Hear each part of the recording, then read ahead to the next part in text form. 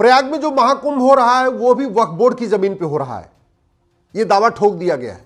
इसके पहले तमिलनाडु के 1500 साल पुराने मंदिर को वक्फ प्रॉपर्टी बता दिया था, एक पूरे गांव को वक्फ प्रॉपर्टी बता दिया था, झाबुआ में जो आदिवासी रहते हैं उनके पूरे गांव को वक्फ प्रॉपर्टी बता दिया था, कर्नाटक में किसानों के 1200 एकड़ जमीन को वक्फ प्रॉपर्टी बता दिया था। और अब संगम, जो गंगा यमुना सरस्वती का संगम है, जहां सदियों से कल्पवास होता है, सदियों से वहां पे कुंभ लगता है और महाकुंभ लगता है, उस जगह को भी वक्फ बोर्ड कह रहा है ये हमारी जमीन है। ये जो लैंड जिहाद के लिए उन्होंने कानून बनाया है, उसका नतीजा यह है कि आज की डेट में वक्फ बोर्ड 10 लाख एकड़ जमीन का मालिक हो चुका है। जितने खेल के मैदान है, ऊसर जमीन है, बंजर जमीन है, गोचर जमीन है, जहां गाय और हमारे पशु चरते हैं, घास खाते हैं, उन जमीनों पे दावा ठोकता चला जा रहा है।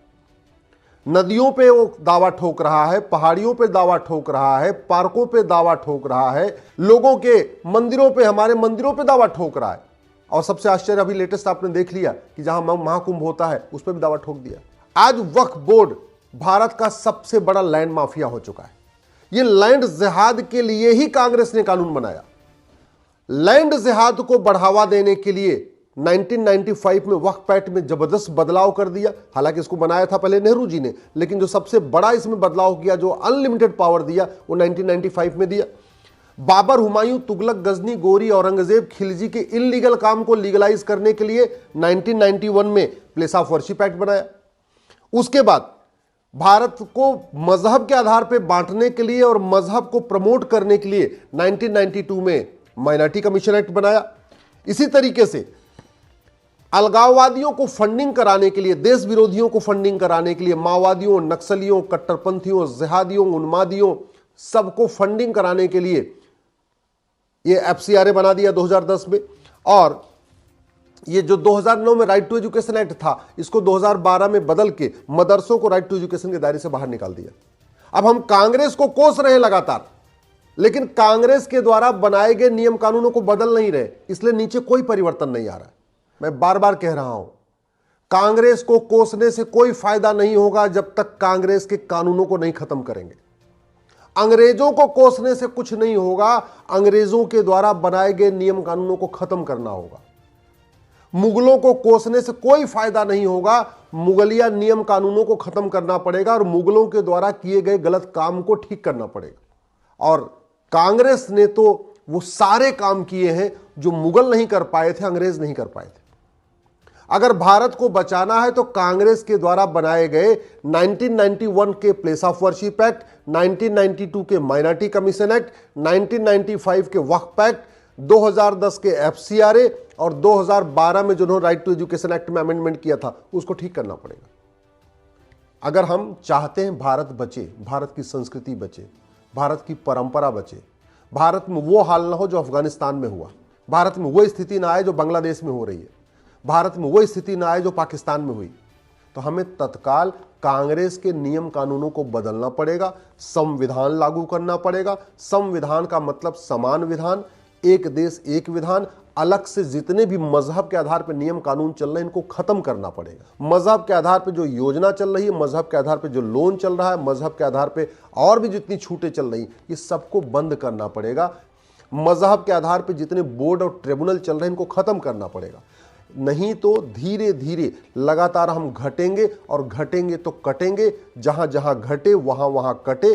और सबसे इंपॉर्टेंट, पूरी दुनिया में जहां पे भी मदरसा है वहां अशांति है, सबको पता है।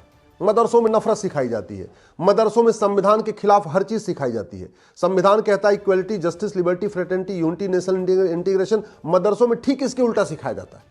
मदरसों में जननी जन्मभूमि से नहीं सिखाया जाता, मदरसों में वसुधैव कुटुंबकम नहीं सिखाया जाता, मदरसों में नारी तू नारायणी नहीं सिखाया जाता। मदरसों में सिखाया जाता है भारत का त्यौहार नहीं मनाना है, भारत के विचार को नहीं मानना है, वंदे मातरम नहीं बोलना है, भारत माता की जय नहीं बोलना है, माता पिता का पैर नहीं छूना है। भारत के खिलाफ हर चीज मदरसों में सिखाई जाती है। और पहले जब राइट टू एजुकेशन एक्ट बना था तो मदरसा इसके दायरे में था, लेकिन 2012 में पर्सनल लॉ बोर्ड और जमीयत उलमा हिंद के कहने पे कांग्रेस ने उसको निकाल दिया। मदरसों को इस कानून के दायरे से बाहर निकाल दिया। नतीजा ये है, मदरसों में कौन पढ़ रहा है, कौन पढ़ा रहा है, कहां से फंडिंग आ रही है, कौन सी किताब पढ़ाई जा रही है, कुछ नहीं पता। सरकार को ऑडिट कर ही नहीं सकते, और उसको हमने आज तक नहीं बदला। तो फायदा क्या हुआ? मदरसे तो चल रहे, मदरसे चल रहे तो नफरत सिखाई जा रही है, पाक नापाक की भावना मजबूत हो रही है। ये मैंने 5 कानून दिखाए ना, ये प्लेस ऑफ वर्शिप एक्ट पूरी तरीके से संविधान की धज्जियां उड़ा रहा है। बाबर, हुमायूं, तुगलक, गजनी, गोरी की इलीगल काम को लीगलाइज कर रहा है। हमारी सरकार इसलिए नहीं बनी, हमारी सरकार जो गलत काम हुआ उसको ठीक करने के लिए बनी है। इसी तरीके से आपका ये जो वक्फ एक्ट, ये तो पूरी तरीके से संविधान के खिलाफ है। संविधान में तो वक्फ शब्द कहीं लिखा ही नहीं है, WAQF। इसके बावजूद वक्फ बोर्ड चल रहा है, वक्फ ट्रिब्यूनल चल रहा है। संविधान कहता है कि जो विवाद होगा उसका समाधान कोर्ट के जरिए होगा। संविधान कहता है मजहब के आधार पर कोई बोर्ड और मजहब के आधार पर ट्रिब्यूनल हो ही नहीं सकता। संविधान कहता है जमीन का विवाद केवल और केवल कोर्ट के जरिए डिसाइड होगी, अलग से डिसाइड ही नहीं होगी।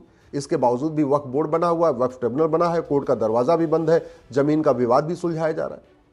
इसमें बदलाव से कोई फायदा नहीं होगा, इसको खत्म करना पड़ेगा। माइनॉरिटी कमीशन एक्ट बिल्कुल संविधान के खिलाफ है।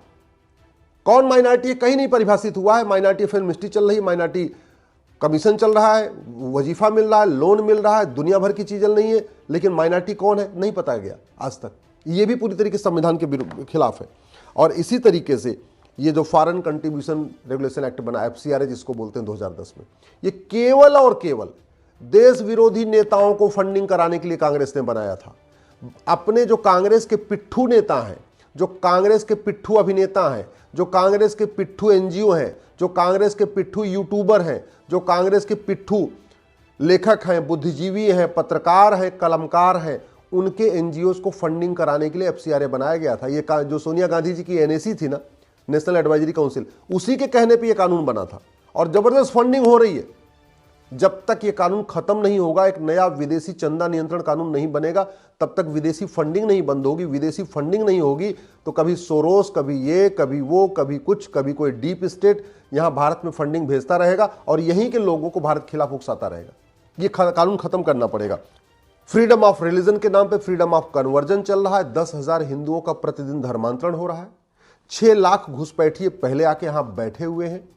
लब जिहाद तेजी के साथ चल रहा है, लैंड जिहाद तेजी के साथ चल रहा है। और बातें करने से ये ठीक नहीं होगा। अगर विकास करने से शांति आती तो नए साल पे अमेरिका में ट्रक से कुचलते नहीं। अमेरिका में खूब विकास हो चुका है। अमेरिका में अच्छा एयरपोर्ट है, अच्छा हाईवे है, अच्छी रेलवे है, सब कुछ है, लेकिन नए साल पे वहां पे ट्रक से कुचला गया।